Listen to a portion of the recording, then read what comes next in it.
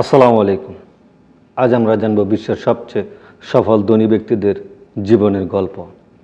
আমরা জানব তাদের সাফল্যের পিছনের কারণগুলো, তাদের জীবনের গুরুত্বপূর্ণ ঘটনা এবং কীভাবে তারা তাদের অসাধারণ সম্পদ তৈরি করেছেন। এমন অনেক ধনী ব্যক্তি আছেন যারা শুধু অর্থে নয়, তাদের উদ্যোগ, সাহস এবং পরিশ্রম দিয়ে বিশ্বকে বদলে দিয়েছেন। চলুন তাহলে শুরু করি। প্রথমে কথা বলবো সবাই যে ব্যক্তি সম্পর্কে কম বেশি জানেন, তিনি হলেন বিল গেটস।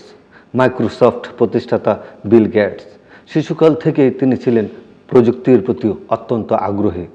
মাত্র 13 বছর বয়সে তিনি প্রোগ্রামিং শেখা শুরু করেন। কলেজ থেকে পড়া ছেড়ে দিয়ে তিনি একটি বড় স্বপ্ন নিয়ে মাইক্রোসফট প্রতিষ্ঠা করেন। তার প্রধান লক্ষ্য ছিল প্রতিটি বাড়িতে কম্পিউটার পৌঁছে দেওয়া। এই লক্ষ্যেই আজ বিশ্বের প্রায় প্রতিটি কম্পিউটারে উইন্ডোজ অপারেটিং সিস্টেম চলে। বিল গেটস ছিলেন শুধু একজন ব্যবসায়ী নয়, বরং একজন দাতা হিসেবেও বিশ্বে পরিচিত। তিনি তার সম্পদের বড় একটি অংশ প্যাঙ্গেল্ট ফাউন্ডেশনের দান করে থাকেন, যেখানে স্বাস্থ্য এবং শিক্ষার উন্নয়ন নিয়ে কাজ করা হয়। বিল গেটসের জীবন থেকে আমরা শিখতে পারি যে সফলতার পেছনে থাকে নতুন কিছু করার প্রবল ইচ্ছা এবং অন্যদের সুবিধার কথা ভাবার মনোভাব। পরের ব্যক্তিটি হলেন ইলন মাস্ক। তিনি সাম্প্রতিককালে বিশ্বের সবচেয়ে ধনী ব্যক্তি হিসেবে পরিচিত। স্পেস এক্স, টেসলা, নিউরালিঙ্ক এবং বহু কোম্পানির প্রতিষ্ঠাতা হলেন ইলন মাস্ক। তিনি কেবল টেকনোলজি দিয়েই সীমাবদ্ধ নয়, তিনি একজন শক্তিশালী চিন্তাশীল ব্যক্তি। ছোটবেলায় তিনি দক্ষিণ আফ্রিকায় বড় হয়েছেন এবং খুব শীঘ্রই যুক্তরাষ্ট্রে চলে আসেন। তার জীবনে অনেক চ্যালেঞ্জ এসে দাঁড়িয়েছিল, বিশেষ করে টেসলার শুরুতে আর্থিক সংকট, তবে তিনি কখনো হাল ছেড়েননি। তিনি বলেন, ব্যর্থতা থেকে শেখার সুযোগ আসে। এলন মাস্কের উদ্দেশ্য শুধু ব্যবসা করা নয়, তিনি মানবজাতির ভবিষ্যতে নিশ্চিত করতে চান।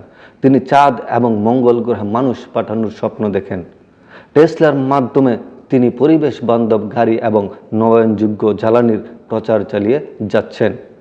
তার জীবন থেকে আমরা শিক্ষা নিতে পারি যে স্বপ্ন বড় হতে হবে এবং সেটাকে অর্জনের জন্য ধৈর্য এবং কঠোর পরিশ্রম করতে হবে। তৃতীয় ধনী ব্যক্তি, তিনি হলেন ওয়ারেন বাফেট। একটি সাধারণ মধ্যবিত্ত পরিবার থেকে উঠে আসা এই ব্যক্তি পৃথিবীর সেরা বিনিয়োগকারীদের একজন।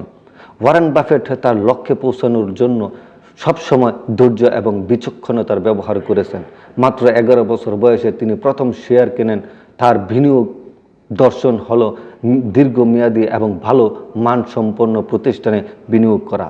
তিনি কখনো ফায়ার ওয়ারেন্ট বা দ্রুত সমৃদ্ধ হতে চাননি, বরং তিনি ধীরে ধীরে কিন্তু নিশ্চিতভাবে ধন সঞ্চয় করে গেছেন।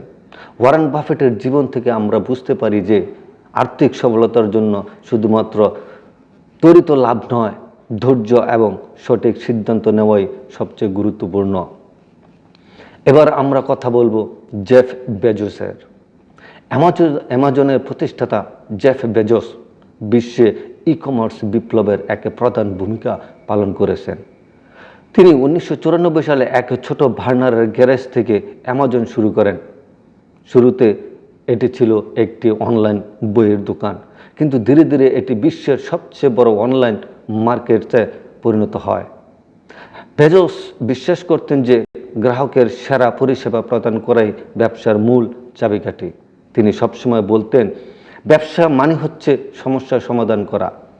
তার জীবন থেকে আমরা শিখতে পারি যে গ্রাহক কেন্দ্রিকতা এবং নতুন প্রযুক্তি গ্রহণের মানসিকতা ব্যবসায়িক সফলতার জন্য অত্যন্ত জরুরি। শেষে বলতে চাই অপরা উইনফ্রির কথা। তিনি বিশ্বের সবচেয়ে সফল টিভি শো হোস্ট এবং বিজনেস উদ্যোক্তা। একটা দরিদ্র পরিবার থেকে উঠে আসা অপরা নিজেকে প্রমাণ করেছেন যে কোনো অবস্থায় থাকে না কেন, কঠোর পরিশ্রম এবং আত্মবিশ্বাস থাকলেই সাফল্য সম্ভব।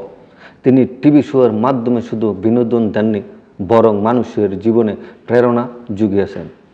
তিনি অনেক সামাজিক কাজেও জড়িত রয়েছেন এবং মহিলাদের ক্ষমতায়নের জন্য কাজ করেছেন।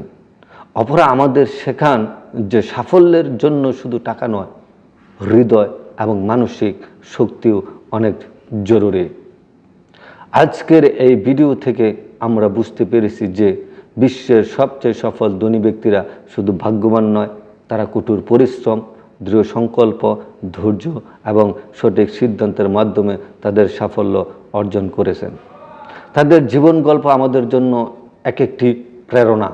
তারা শুধু নিজেদের জন্য নয়, সমাজ ও মানবতার উন্নতির জন্য কাজ করেছেন।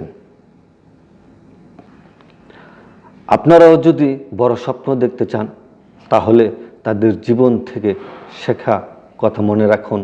অধ্যবসায় ছাড়া কোনো সাফল্য আসে না এবং সবসময় নতুন কিছু শেখার চেষ্টা করতে হবে। আজকের মতো এতটুকুই। আপনাদের যদি ভিডিওটি ভালো লেগে থাকে তবে অবশ্যই লাইক কমেন্ট করতে ভুলবেন না এবং বন্ধু মহলে শেয়ার করতে ভুলবেন না। ধন্যবাদ সকলকে। আসসালামু আলাইকুম।